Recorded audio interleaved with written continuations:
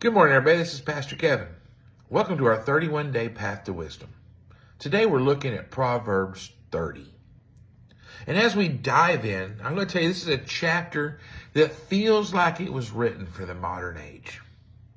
Because it's an honest collection of raw reflections from a man named Agur. A-G-U-R, Agur.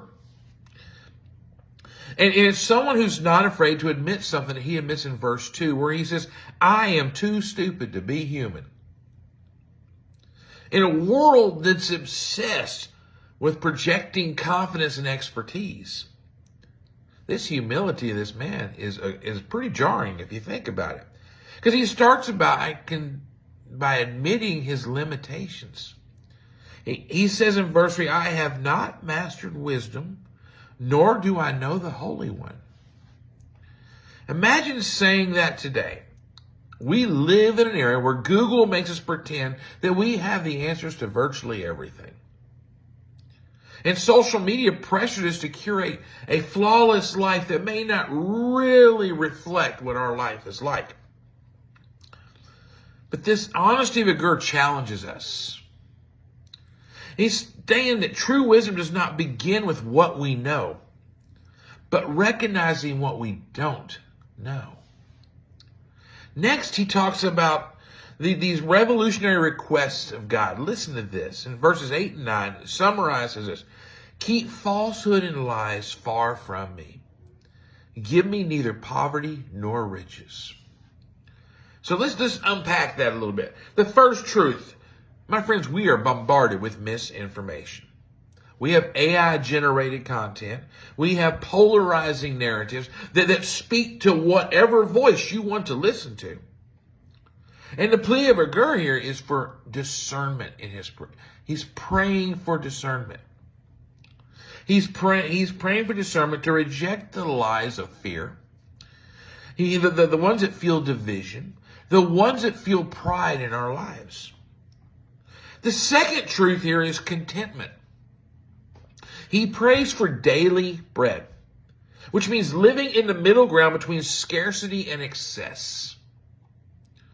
In a culture where we're always looking for more money, more followers, more success, this wisdom of Agur is countercultural to us.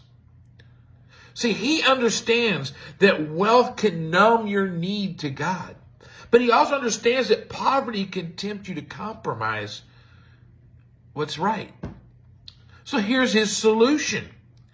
Trust in provision and not possessions. See, next he marvels at the natural world. Listen to this. In verse 25, he talks about ants teaching diligence. He's talking about rock badgers embodying resilience. He talks about locusts moving in unity. This is not a science class. These are not just natural facts. They're invitations of awe. Because science can explain how a spider can walk on a wall. But Agur's pointing us to who's behind making the spider walk on the wall.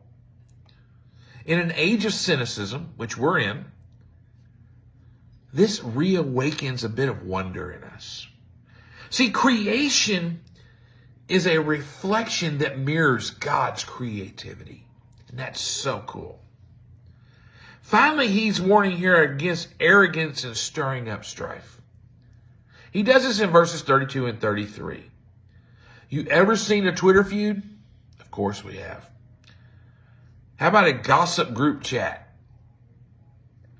The message here is clear. Don't play with fire. Words have power. Choose peace. So here's the challenge for the day. Embrace Agur's humility. Let go of the act. Seek truth in a world of spin. Find contentment in your daily bread. Stay curious about God's words and influence to heal, not harm.